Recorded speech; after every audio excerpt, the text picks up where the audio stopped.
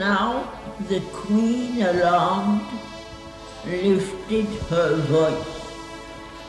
"O seer, thy bright arrival has been timed. To this high moment of a happy life, hide not from us our blue face of fate, a terror ominous, mute, felt more than seen. Behind our seat by day, our couch by night, a fate lurking in the shadow of our hearts. The anguish of the unseen that waits to strike. To know is best, however hard to bear."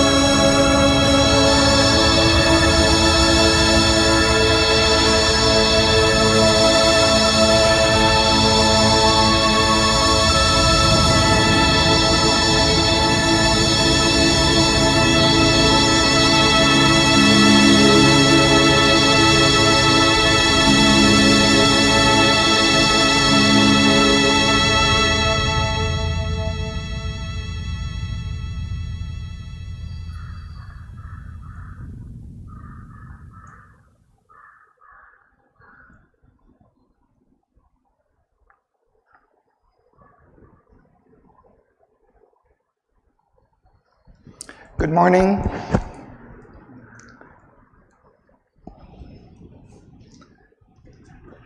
So we're reading in Book 6, the Book of Fate, Canto 1, the Word of Fate. We've come to the middle of page 428.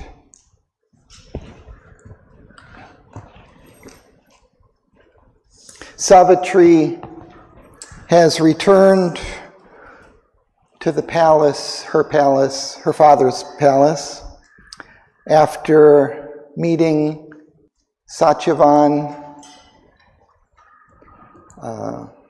marrying him in a quick ceremony near his hermitage where he lived in the forest. She's come back to inform her parents of her choice and that she will be leaving and going to this hermitage to stay with Satyavan. When she arrives at the palace, Narad, the heavenly sage, is there, and there ensues a conversation among Aswapati, his queen, Narad, and Savitri regarding this choice.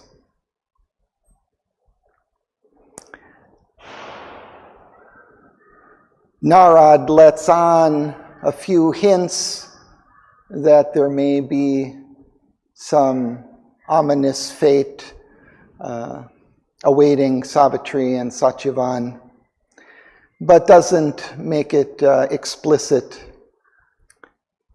King Aswapati catches some of these hints and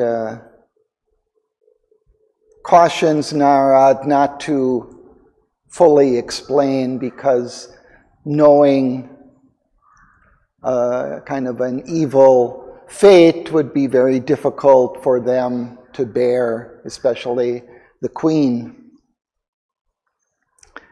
But Narad continues. He doesn't let on, but there are a few more hints there, and the queen begins to pick up that there is something amiss, and she begins to question whether there is some dark fate awaiting them, and is asking Narad to please inform, let us know, so that we might avert this fate, that Savitri may perhaps choose someone else. So that's where we are in the conversation. This is on page 428 in the middle, and at the top of the page we see the queen asking what stealthy doom has crept across her path, emerging from the dark forest's sullen heart. What evil thing stood smiling by the way and wore the beauty of the Shalwa boy? She's referring to Satyavan. And so then she begins telling that, perhaps something from the past, some past karma is being played out. And so she starts in that vein. So let's pick up from there and begin just halfway down the page at there are dire alchemies of the human heart. So she'll continue from there. Artem, would you continue? Yes. There are dire alchemies of the human heart, and fallen form his eternal element. Love darkness to the spirit of the nether gods. The dreadful angel, angry with his joys, woundingly sweet, he cannot yet forego, is pitiless to the soul his gaze disarmed. He visits with his own pangs his quivering prey, forcing us to cling enamored to his grip, as if in love with our own agony. This is one poignant misery in the world, and grief has other lassos for our life. Our sympathies become our torturers. Strange have I my own punishment to bear, knowing it just, but on this earth perplexed smitten in the sorrow of scorched and helpless thing, often in faints to meet other suffering eyes. We are not as the gods who know not grief, and look impassive on a suffering world. Calm they gaze down on the little human sin, and the short-lived passion crossing mortal hearts. Thank you. Let's pause there.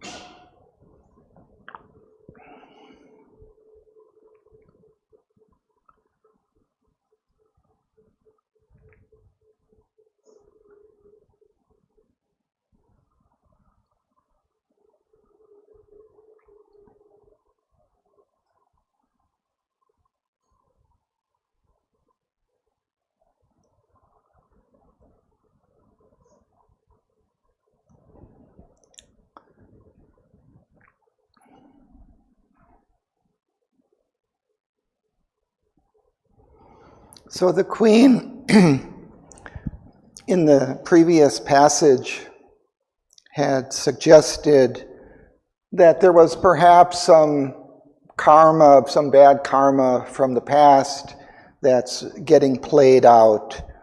She says, our days are links of a disastrous chain. Necessity avenges casual steps. Old cruelties come back unrecognized. The gods make use of our forgotten deeds. So she's suggesting that perhaps something transpired between them in a past life, and now it is the balance is being corrected in karma, and Savitri is undergoing some karma, some consequences of past deeds. And then here she's saying there are dire alchemies of the human heart, and fallen from his ethereal element, that is love fallen from its divine source, love darkens to the spirit of nether gods. So as love descends from its heavenly planes into the earth plane, it may change, it may undergo an alchemy. We think of alchemy as things, as processes, usually mysterious kinds of processes to turn things into gold. But here it's in the reverse, something divine is being turned into something darkened, fallen by the nether gods, by the gods of the underworld. So when love comes down on earth, it becomes distorted. It can be perverted. The dreadful angel, she's referring to love, angry with his joys, woundingly sweet he cannot yet forego. It becomes attached. Love in the human heart becomes attached to people, to things, and it can't let go. Whereas love in its ethereal element, in its truth, is just self-giving. It doesn't ask for a return. It doesn't demand a return from the one who is loved. But here in the human heart, we get attached and we want some return. And he can't let go of these joys. So love can be pitiless to the soul, his gaze disarmed. So when love touches us, it disarms us. We become, subject to its force. And he visits with his own pangs his quivering prey, forcing us to cling, enamored to his grip, as if in love with our own agony. We can become so attached that it becomes very painful for us. Love can take this kind of change.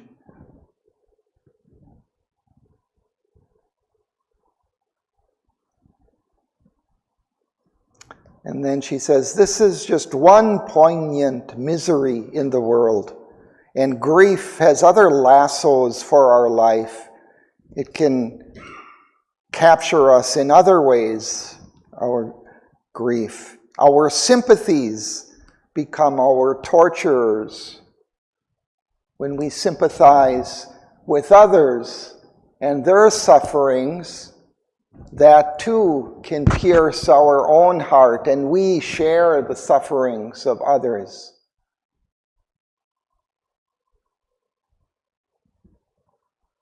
She says, strength have I my own punishment to bear. I can take it that I am being perhaps punished by fate, by karma.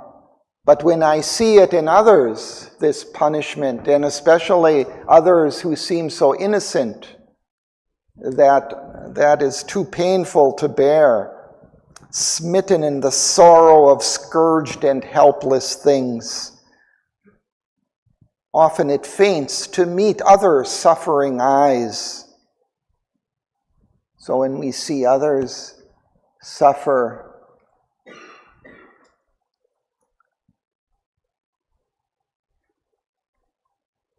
we feel this sorrow.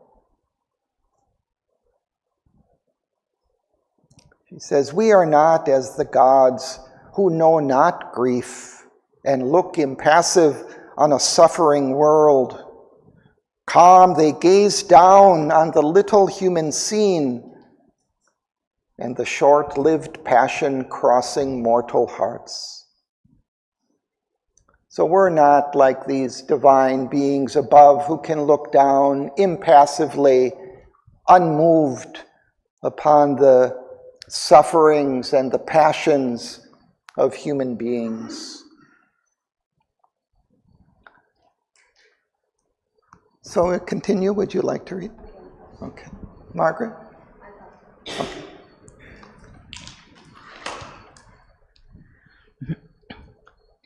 An ancient tale of woe can move us still. We keep the ache of breast that breathes no more. We are shaken by the sight of human pain and share the miseries that others feel. Ours not the passionless lids that cannot age. Too hard for us is heaven's indifference. Our own tragedies are not enough for us. All pathos and all sufferings we make ours. We have sorrow for greatness passed away and feel the touch of tears in mortal things. Even a stranger's anguish rends my heart, and this, O Narad, is my well-loved child. Hide not from us our doom, if doom is ours. This is the worst and unknown face of fate. A terror, ominous, mute, felt more than seen, behind our seat by day or couch by night. A fate lurking in the shadow of our hearts, the anguish of the unseen that waits to strike. To know is best, however hard to bear. Thank you.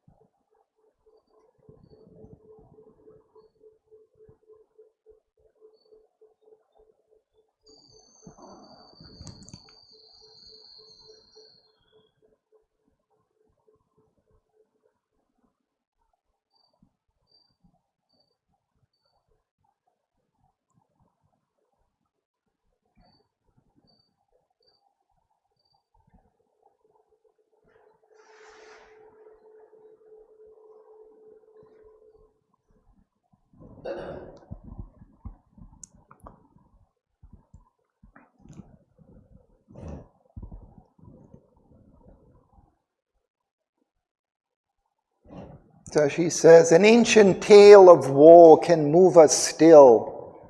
Even an old story, something from long in the past and suffering can still move us, can still move our hearts. We keep the ache of breaths that breathe no more. We still feel that suffering that others have undergone, who have passed away, who have died in their suffering. We are shaken by the sight of human pain and share the miseries that others feel. So this is the consequences of our human love, our attachments, our sympathies. All pathos and all sufferings we make ours. We feel the pain even of those we don't know, far away from us on the other side of the world, undergoing their sufferings, or of the past.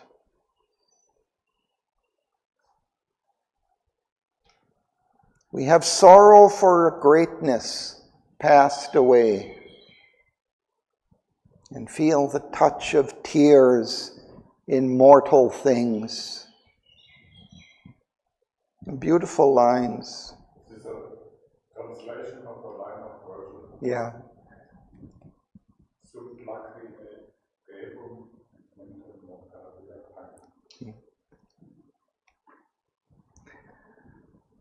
So he's referring back to some poetry of Virgil from that's Greek poetry. He's translating lines from that poem.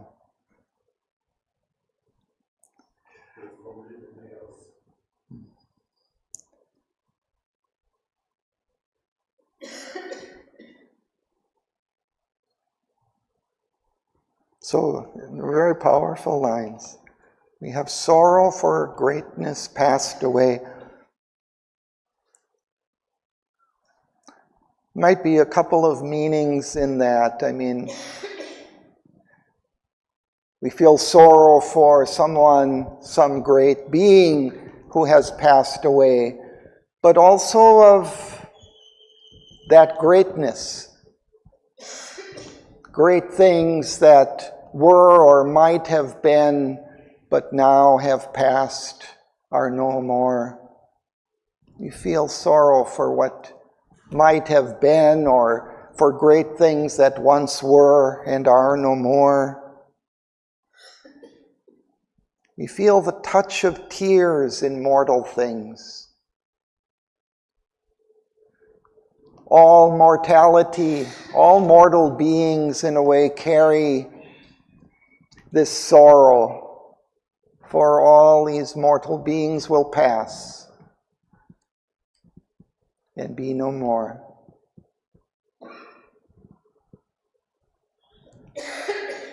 So there's kind of a sadness almost attached to our mortality, which we feel, carry with us. She says, even a stranger's anguish rends my heart, tears my heart open. And this, O Narad, is my well-loved child. She says, hide not from us our doom, if doom is ours.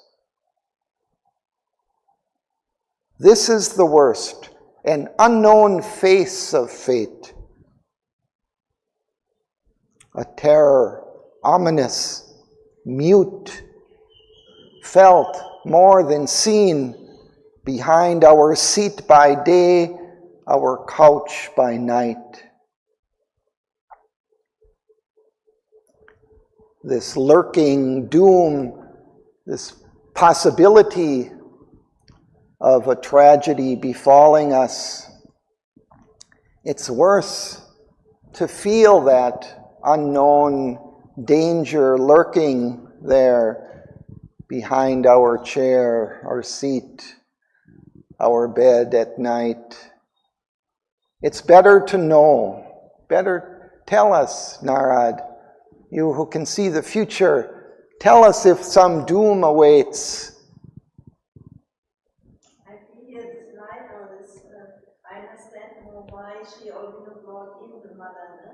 Because I think it's real, maybe a mother or female, to feel more than to know. No? Yeah. That's interesting that you put it forward. And the mother has naturally that attachment to their child, and to feel them undergo some terrible tragedy, it's very difficult for a mother, because it's like part of them, right?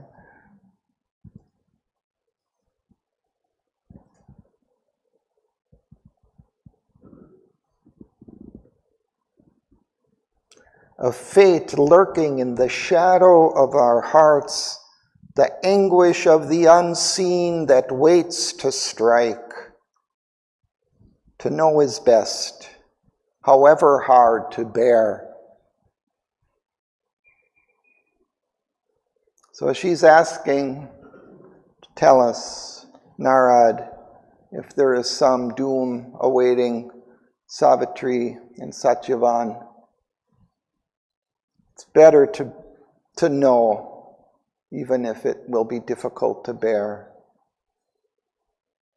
She's feeling this kind of foreboding fear that might be there. She doesn't know what it is. That fear is something terrible to bear.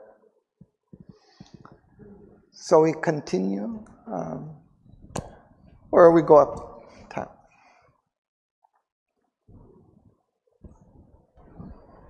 Then cried the sage, piercing the mother's heart, forcing to still the wheel of Savitri. His words set free the spring of cosmic fate. The great gods use the pain of human hearts as a sharp axe to hew their cosmic road. They squander lavishly men's blood and tears for a moment's purpose in their fateful work. This cosmic nature's balance is not ours, not the mystic measure of our need and use. A single word lets loose vast agencies. A casual act determines the world's fate. So now he set free destiny in that hour. The truth thou hast claimed, I give to thee the truth. A marvel of the meeting earth and heavens is he whom Savitri has chosen meet men. His figure is the front of nature's march. His single being excels the works of time. Thank you. Let's pause.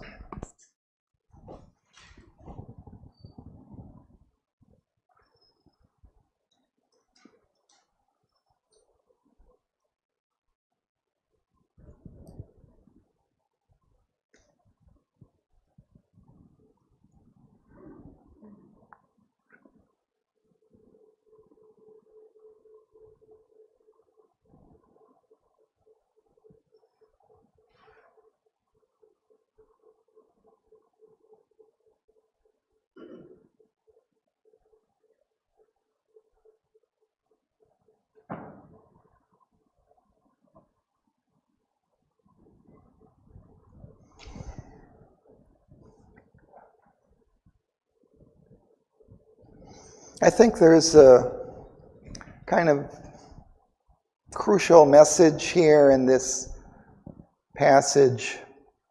Of course, the title of this canto is The Word of Fate.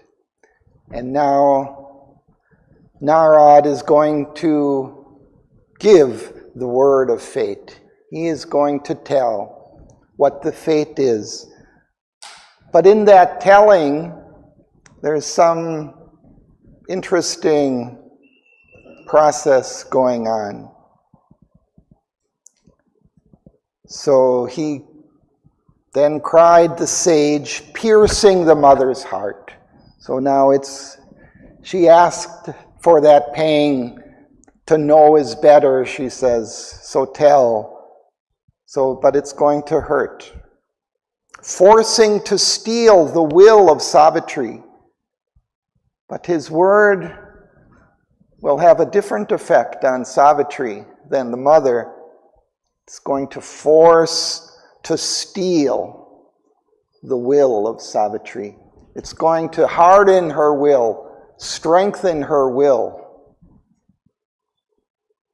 His word set free the spring of cosmic fate. Now this is in a way, the key line.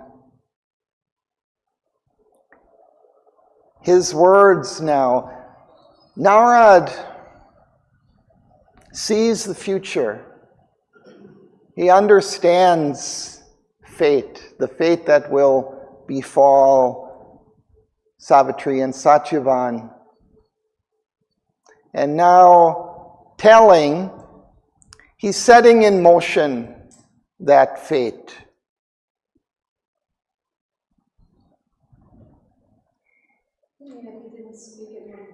Well,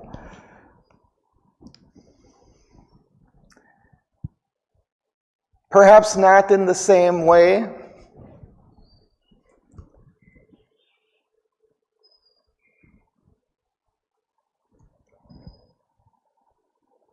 It's more like it was going to happen perhaps, but now he's unleashing it. But somehow when I was reflecting on this, I thought of Sri Aurobindo and Savitri in more general terms.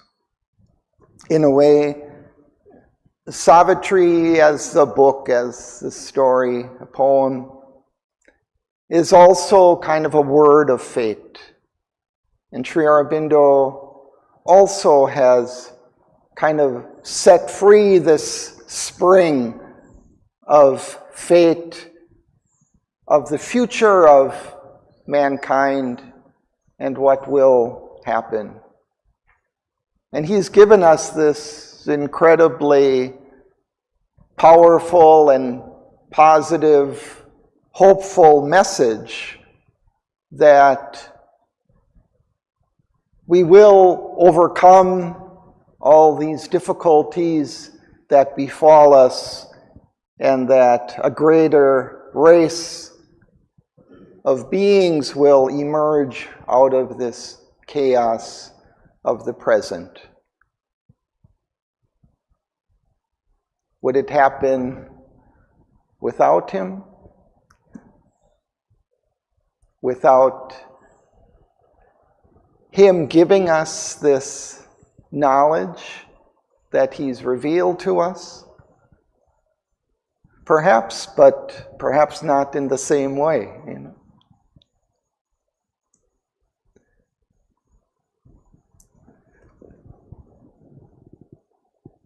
Now, then he says,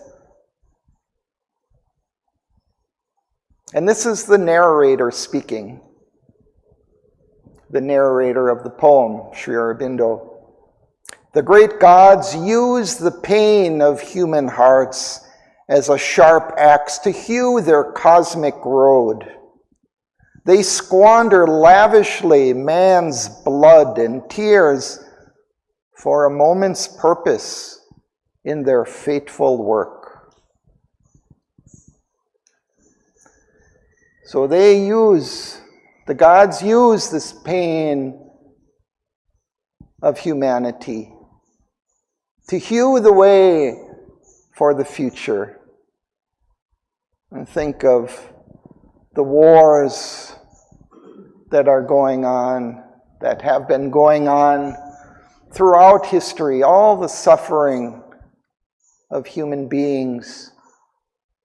this lavish waste of human life thrown into the battle,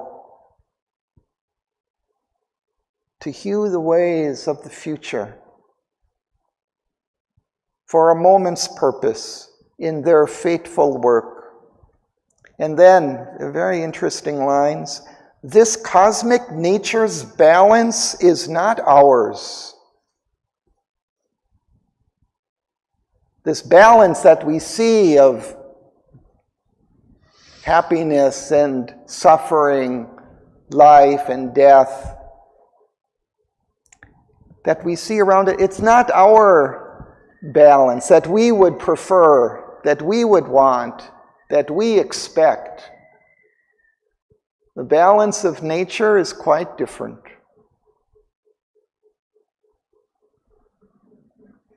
And it seems to us perhaps cruel at times. Nor the mystic measure of her need and use. We also don't understand the mystic measure and the need and use of this balance that we see of pain and suffering versus joy and happiness and progress. Fate, the divine will, let's say, has different measures, a different balance that it sees, that our frail human hearts can hardly bear. And then a single word lets loose vast agencies. So the words, and especially those of a sage like Narad, lets loose these great powers, agencies, intermediate forces at play, to play in the world in this balance.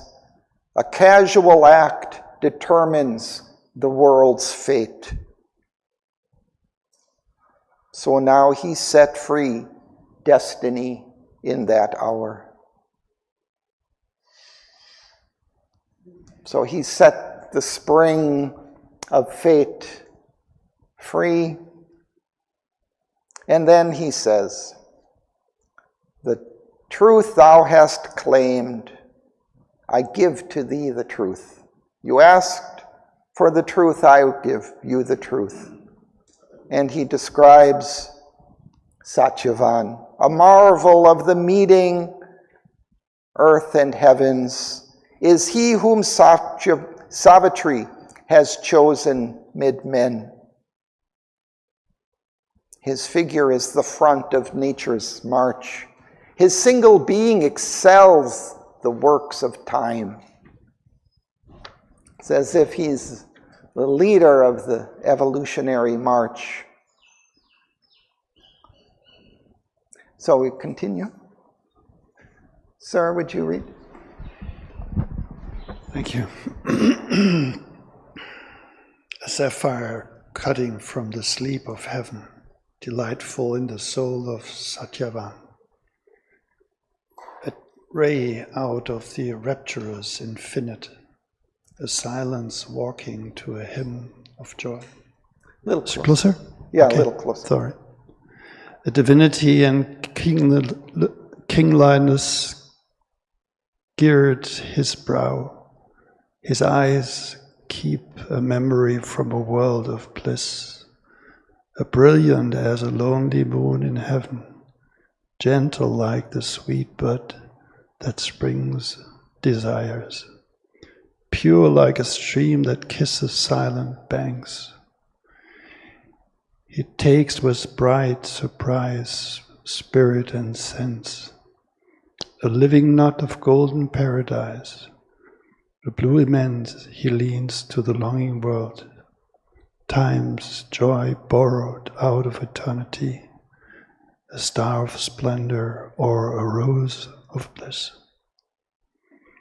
In him soul and nature equal presence, balance and fused in a wide harmony. The happy in their bright ether have note hearts, more sweet and true than this of mortal make, that takes all joy as the world's native gift. And to all gives joy as the world's natural right. Thank you. Let's pause there.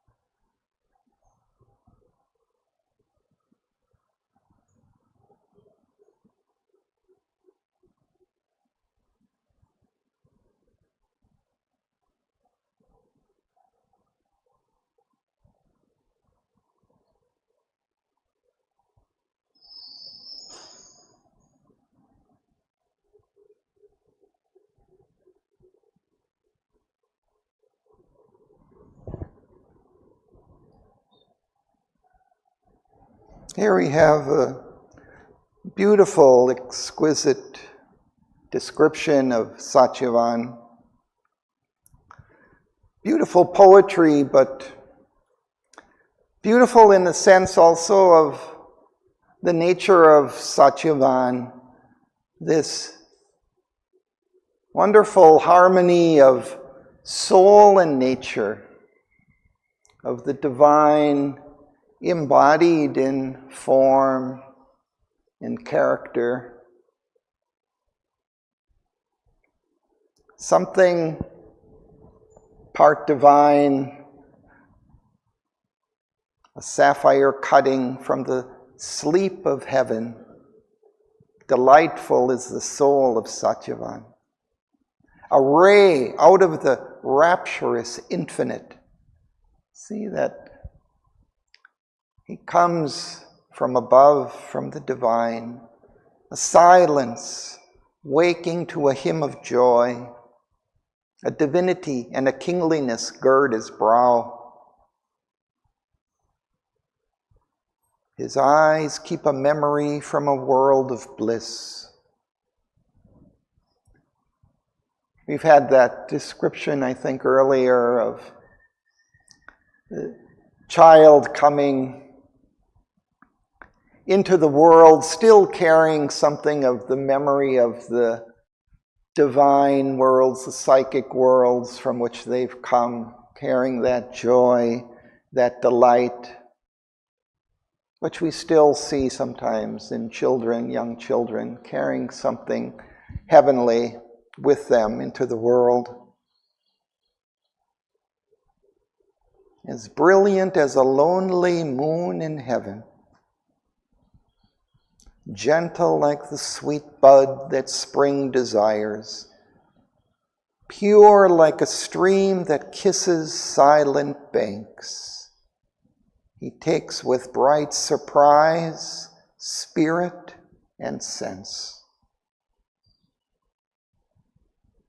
A living knot of golden paradise, of blue immense, he leans to the longing world, time's joy borrowed out of eternity, a star of splendor or a rose of bliss.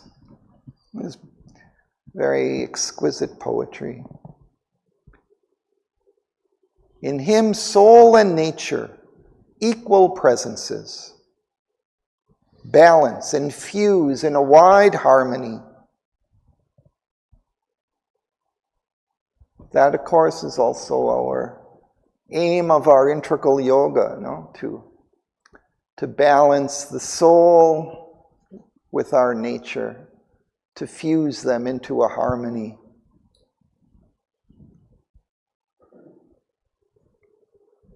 The happy, with a capital H, in their bright ether, have not hearts more sweet and true than this of mortal make. The happy divine beings in the divine planes above are not more sweet and true than this Satchivan, this mortal being. And then these lines are so beautiful and important, I think. That takes all joy as the world's native gift. He just accepts and enjoys all that life brings, as if it's natural that life should be happy, that this joy should be taken, enjoyed. And to all gives joy as the world's natural right.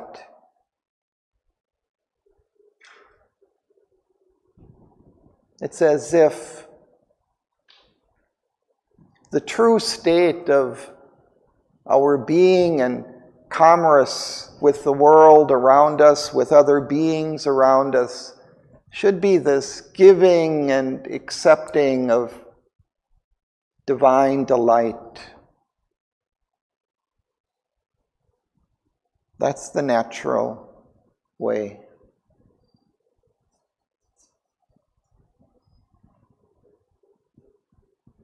So, Sudanya?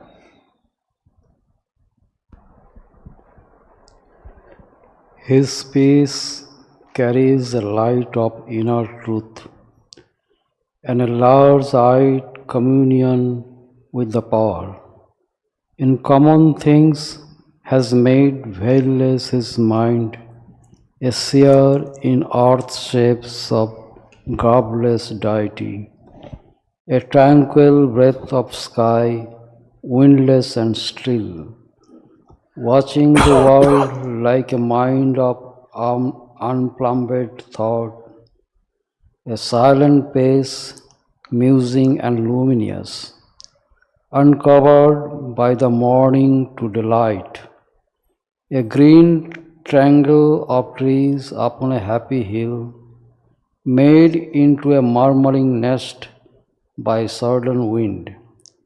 These are his images and parallels, his skin in beauty and in depth his sphere. A will to climb lifts a delight to live. Heaven's height, companion of earth's beauty's charm, an aspiration to the immortal sphere, laying on the lap of mortal ecstasy. Thank you. Let's pause.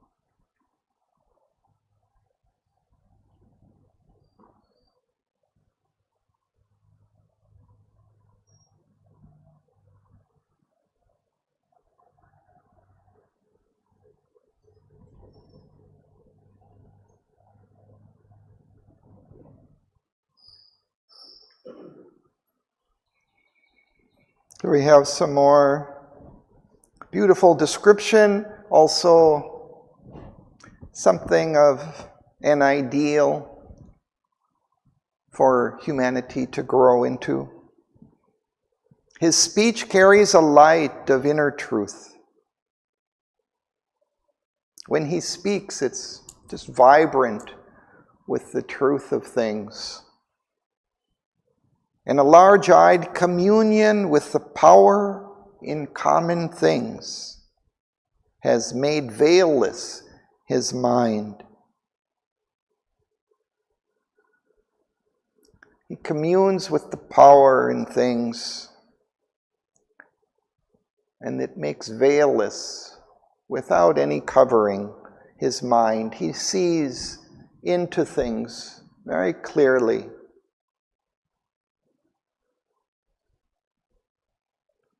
A seer in earth shapes of garbless deity. He's embodying something of the formless divine.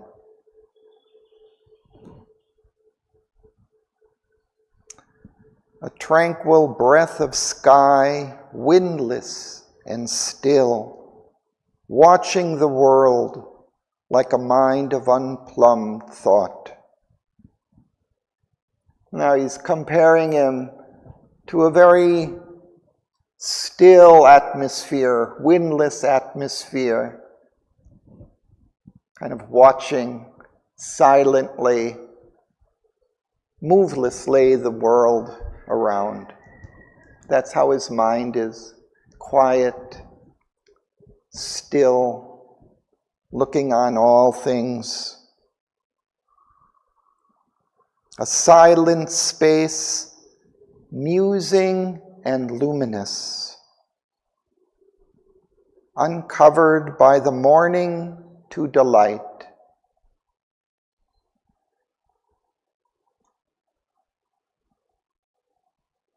Quietly looking on all things, but open to the delight in things as well.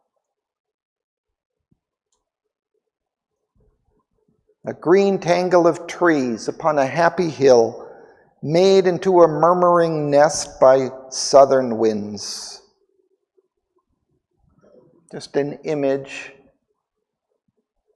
of a group of trees on a hill that are making this sound from the wind blowing through their leaves, humming. That describes him. These are his images and parallels. His kin, his family in beauty, and in depth his peers. And then he describes something else about him. A will to climb, lifts a delight to live. Not only does he take joy in existence and give it out freely to others, he also is striving higher in his consciousness. I think that's a very important line for us all. Mm-hmm. This aspiration to lift, always turned upwards. Heaven's height, companion of earth beauty's charm. So that's this aspiration for heaven, for a higher life, is companion to this, the charm of earthly life. An aspiration to the immortal's heir, laying on the lap of mortal ecstasy.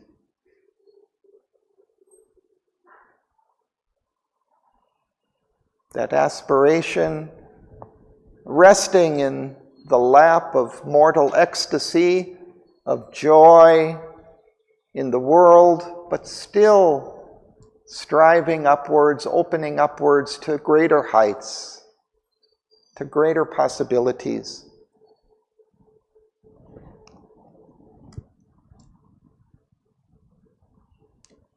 So we continue. Next. His sweetness and his joy attract all hearts to live with his own in a glad tenancy. His strength is like a tower built to reach heaven, a Godhead quarried from the stones of life.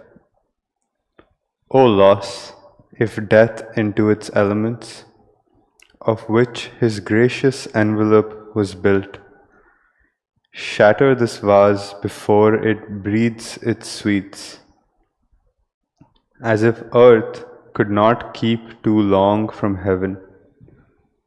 A treasure thus unique, loaned by the gods, a being so rare, of so divine a make. In one brief year, when this bright hour flies back, and perches careless on a branch of time, this sovereign glory ends heaven lent to earth. This splendor vanishes from the mortal sky.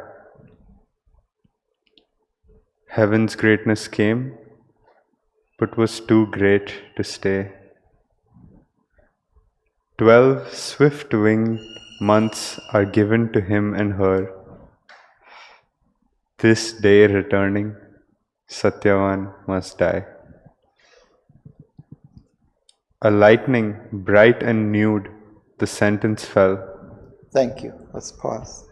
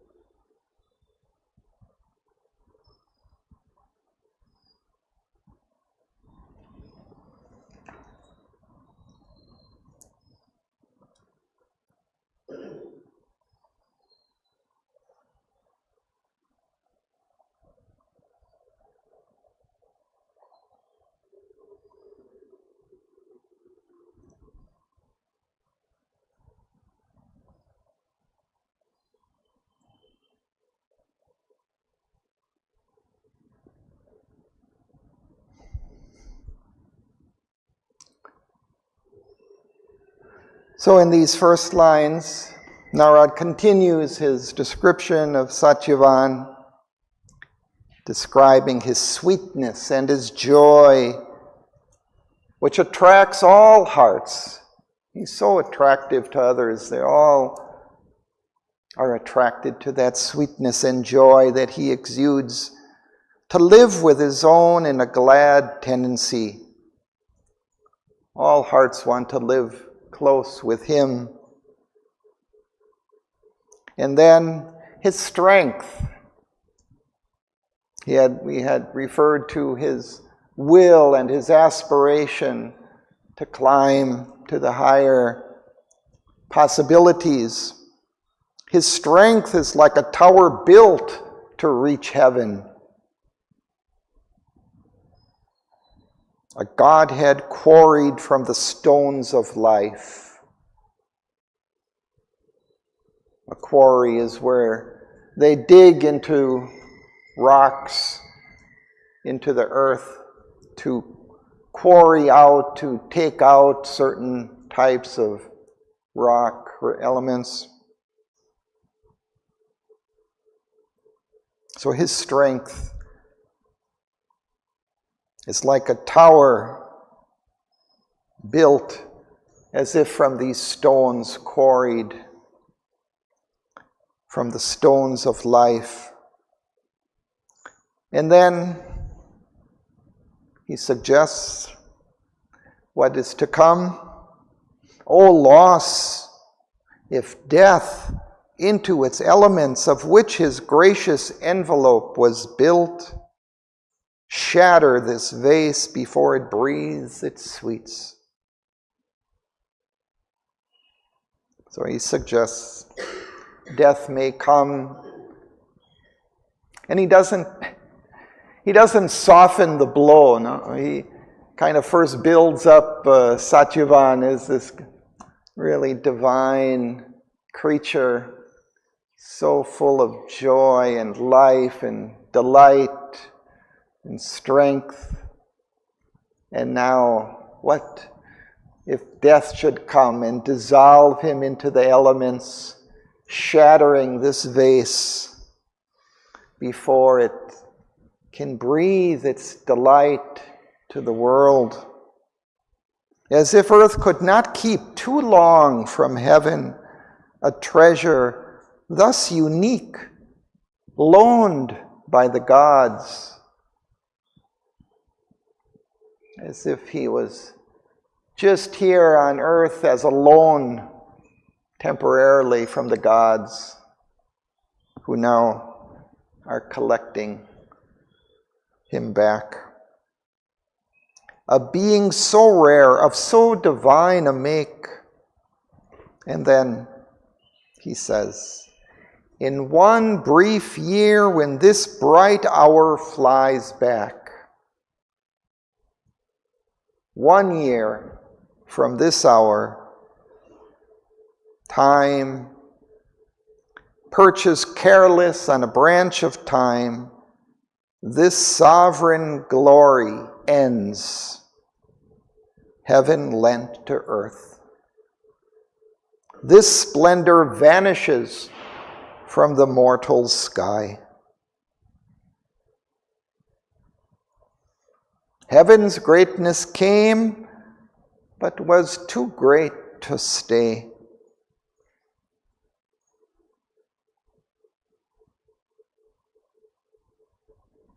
Almost reminds us of that kind of the line in the beginning of the poem, when this light from above comes down and touches earth, the first descent of Savitri, in a sense, of the divine light coming, but could not stay, and again retreated back. 12 swift-winged months are given to him and her. This day returning, Satyavan must die.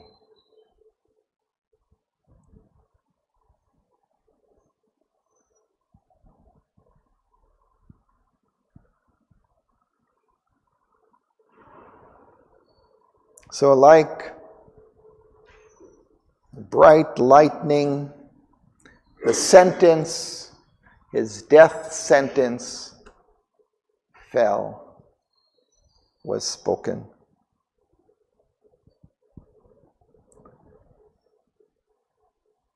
And next, we'll continue.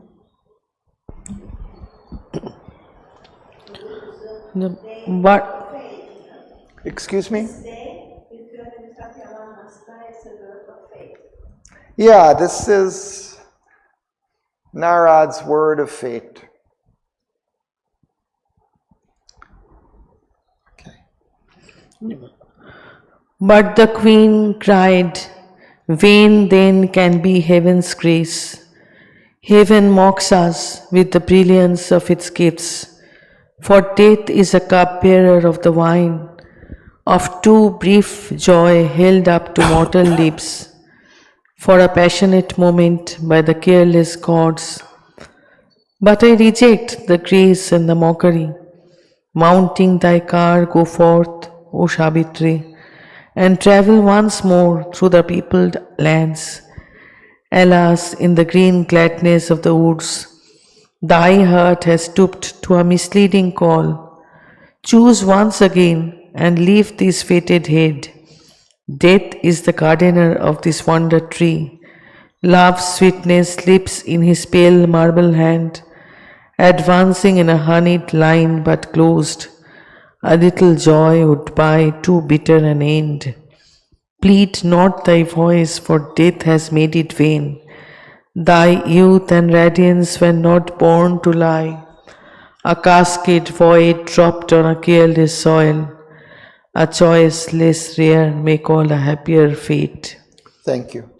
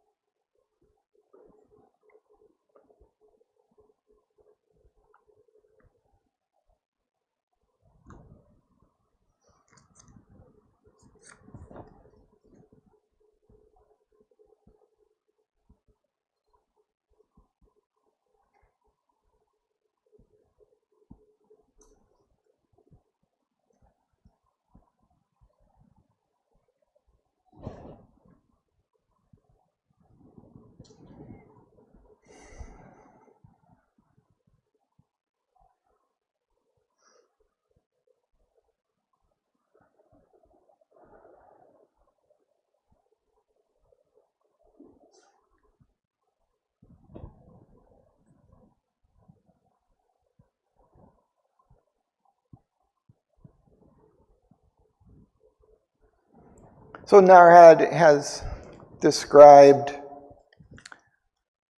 the beauty and delight of Satyavan coming from heaven, descended here on earth on loan from the gods. But the queen rejects this gift, this loan.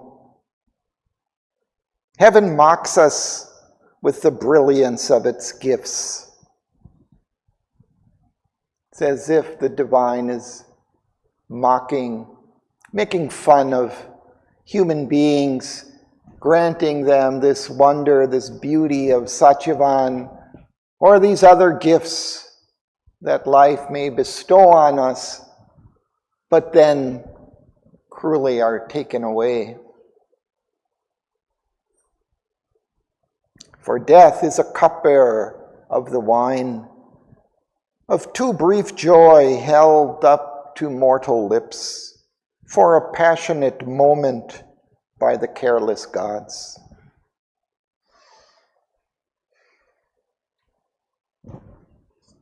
She has perhaps not heard the narrator's explanation earlier, Sri Aurobindo's explanation, that the great gods use the pain of human hearts as a sharp axe to hew their cosmic road.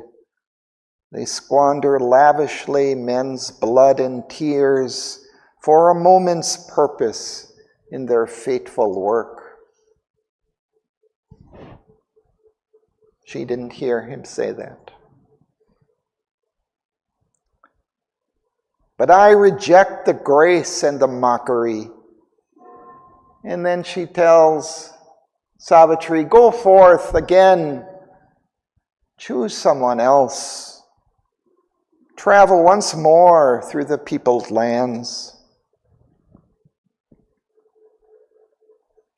In the green gladness of the woods, thy heart has stooped to a misleading call.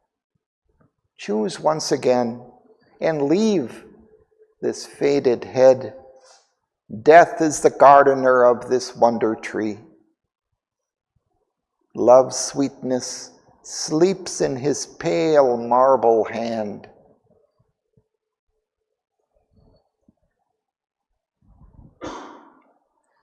It will soon be pale and marble looking when he dies. Advancing in a honeyed line, but closed, a little joy would buy too bitter an end. If you advance in this line, continue on this path, choosing Satyavan, It's beautiful, but it's closed. It will soon end. And it'll be a bitter end. Plead not thy choice. Don't insist on Satyavan, for death has made it vain. Thy youth and radiance were not born to lie a casket void dropped on a careless soil. A choice less rare may call a happier fate.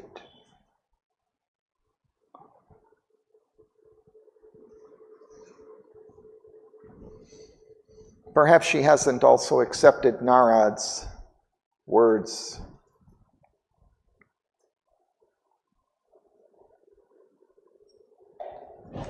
Well, no, he just said that he will die. So we continue. Would you like to read, sir? But Savitri answered from her violent heart. Her voice was calm, her face was fixed like steel. Once my heart chooses and chooses not again. The word I have spoken can never be erased. It is written in the record book of God, the truth once uttered from the earth air effect, by mind forgotten, sound immortality, for even in the memory of time. Once the dice thrown by the hand of fate, in an eternal moment of the gods, my heart has sealed its truth to Satyavan. Its signature advance fate cannot effect. Its seal not fate, nor death, nor time dissolve. Those who shall part, who have grown one being within. Death, grief can break our bodies, not our soul. If death take him, I too know how to die. Let fate do with me what she will or can. I am stronger than death and greater than my fate. My love shall outlast the world, doom falls from me, helpless against my immortality. Fate law may change, but not my spirit will. Thank you. Let's pause.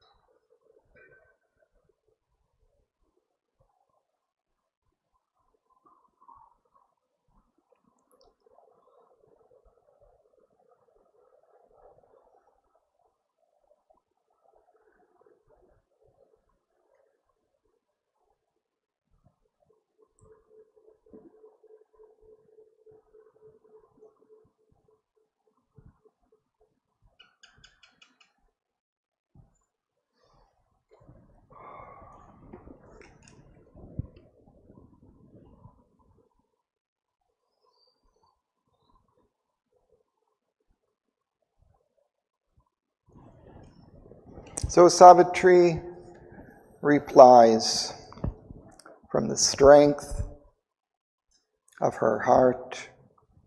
Her voice was calm. Her face was fixed like steel.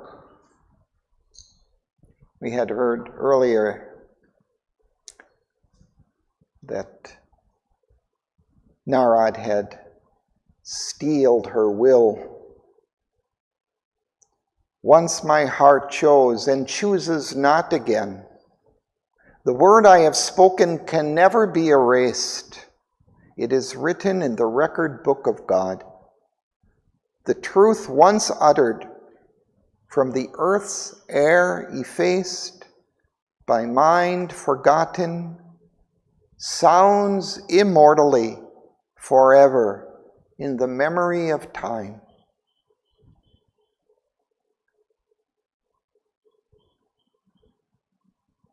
She has spoken, and that word is fixed, cannot be taken away. It's there before the gods. You cannot change the past. Once we speak, we can't take those words away. Once we act, they have their consequences. Just recently I read about the power of written word. So it comes here that is more than speech. That written word is more powerful. Yeah, when we fix it in writing,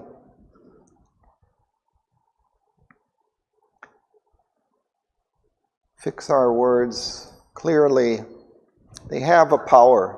All words have a power behind them, and they tend to realize themselves. But there are differences in their power, in their strength, depending on where that word comes from. But if it comes from the truth, from the heights of consciousness, or from the depths of the soul, it has a greater power.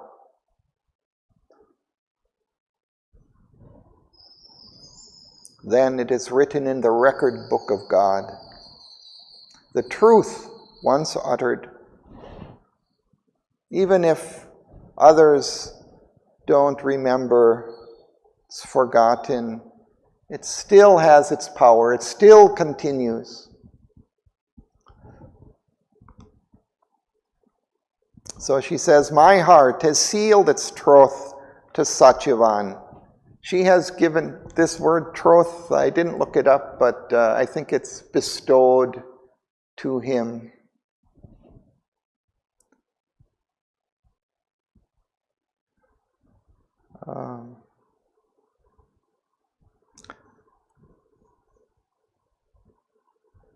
Its signature, adverse fate, cannot efface. So she's given her heart to Satyavan, and nothing can change that.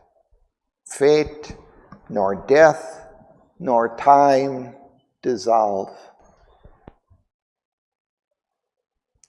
Those who shall part, who have grown one being within. She feels her unity now with Satyavan. They are one being. Who can separate them? Death may separate their bodies, their forms. He may die, but still they are one within. That cannot be changed. He says, I too know how to die. Let fate do with me what she will or can. I am stronger than death and greater than my fate.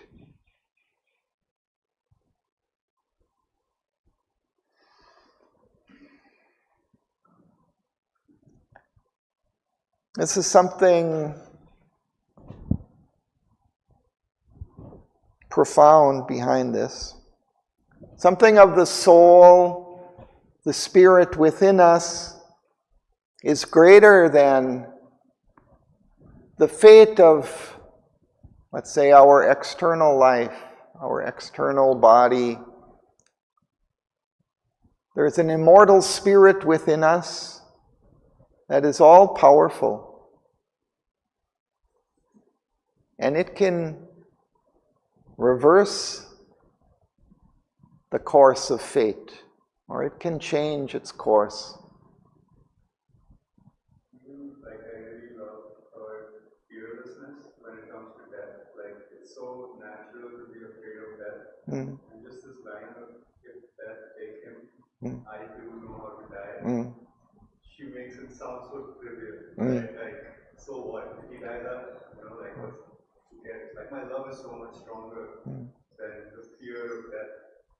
It's almost inconsequential for Savitri. It's so beautiful. It's so powerful. Yes, it seems as if, at least at this moment, that she's really speaking from her soul. She feels that immortality of her inner being, and death is just something on the surface, a passing thing.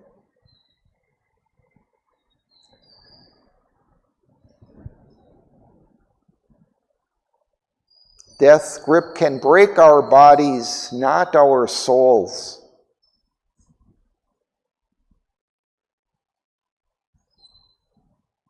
My love shall outlast the world. Doom falls from me helpless against my immortality. Fate's law may change, but not my spirit's will.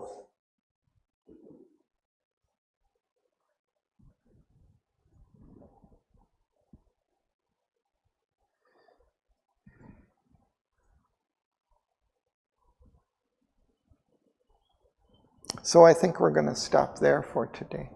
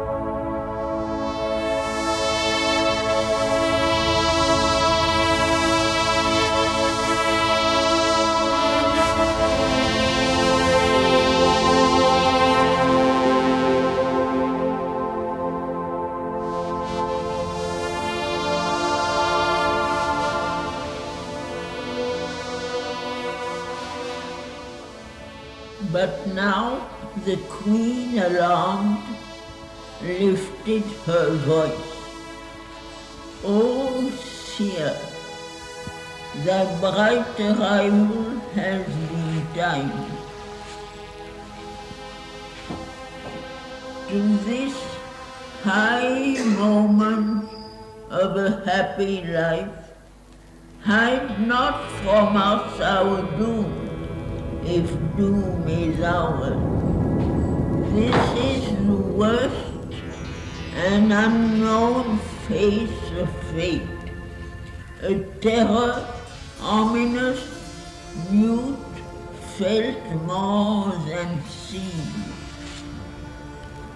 Behind our seat by day, our couch by night, a fate lurking in the shadow of our hearts. The anguish of the unseen that waits to strike. to know is best, however hard to bear.